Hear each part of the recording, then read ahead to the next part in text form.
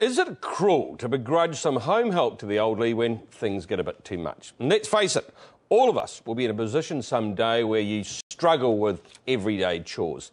But then again, whose responsibility is it to help out? The District Health Boards used to provide home help, but say those days are gone. They have to limit the help offered, which means DHBs like Southland expect to save $4 million. But will skimping cost us more in the long run? And what about the dignity of our seniors? Robin James went to see the people the cuts will hurt most. Meet the Porters. There's Bert, he's 79 and has a gammy shoulder. I'm no chicken now, I'm a bit of a rooster. And wife Jenny, only 62 but stuck in this wheelchair.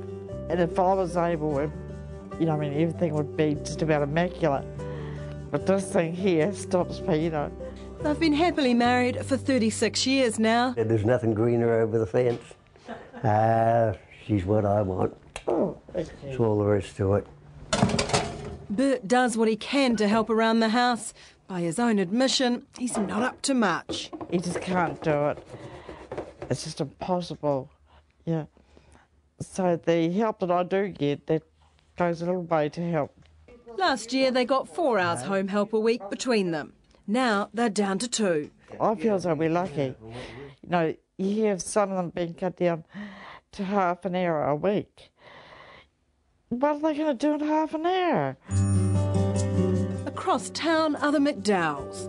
Lynn walks with a frame after a recent operation. Does he like a clean house? Yes, well I did. I've had to slip a little.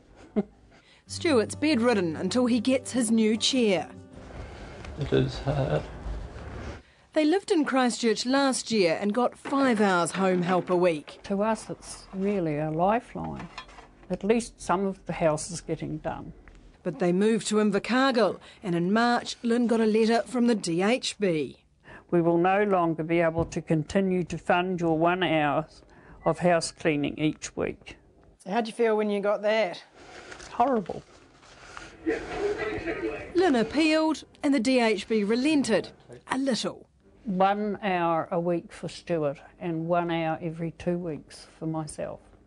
Now don't get them wrong. They're grateful for that and the 41 hours of personal care Stuart gets. Both couples say it's short-sighted of the DHBs to cut home help. I know how much it saves having Stuart at home in the long run. If they keep on cutting things the way they are, they're going to get all these oldies going into homes. It's going to cost them more money. Bert needs a shoulder operation, but says with less home help, he just can't. If I get an operation on my shoulder, it means that I won't be able to lift anything at all. These guys are lucky, though. They've got the help of friends and family. Much older people than us are really suffering. It's not so much for ourselves as for other people.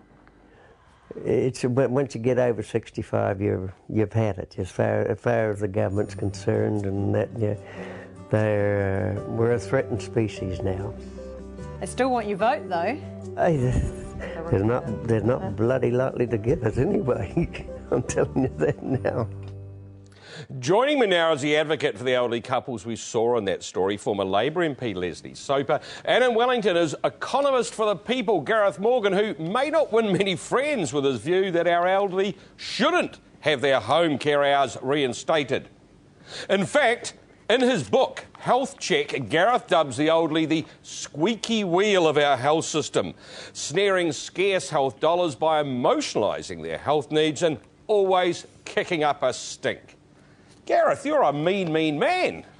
No, not really, Mark. I just recognise that health resources are limited, and so we have to have curing and rationing right across the system. And what the evidence we uncovered in that book was that the people who aren't strong on advocacy, which tend to be Maori and Polynesian, and also young people, tend to miss out on health resources far more than the elderly. That's not to mean that, there's cases on both sides, but they sort of get walked over, really, by, what's a pretty noisy generation, which is the elderly, who get, I think, more than their fair share of the, suck of the salve.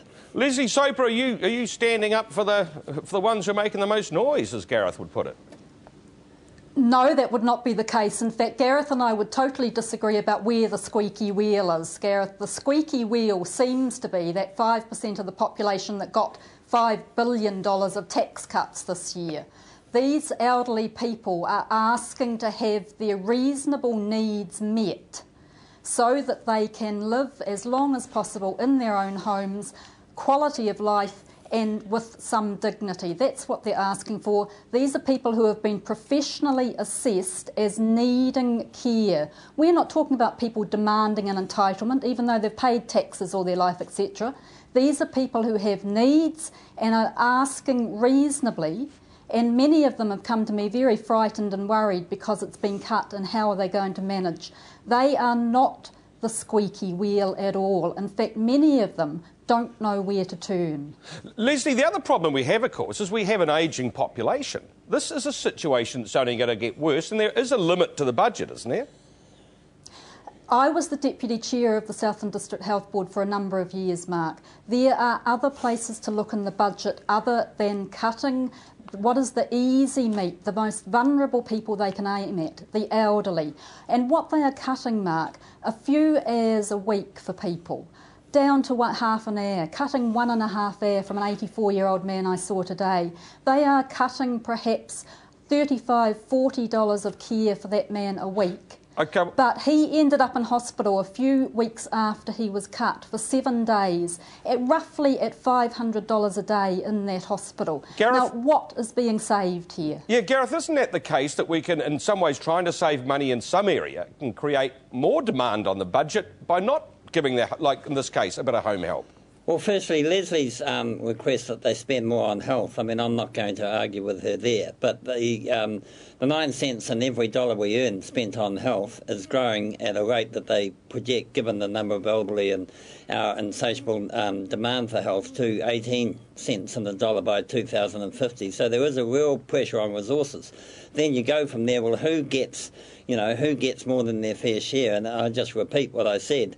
We know that Marion Pacific Islander have far, far worse health needs. Now, what worries me about this argument in terms of its emotion is just because somebody is old and vulnerable doesn't mean to say they're in need. But that's exactly the heartstring that people like Leslie are pulling, and I don't like it.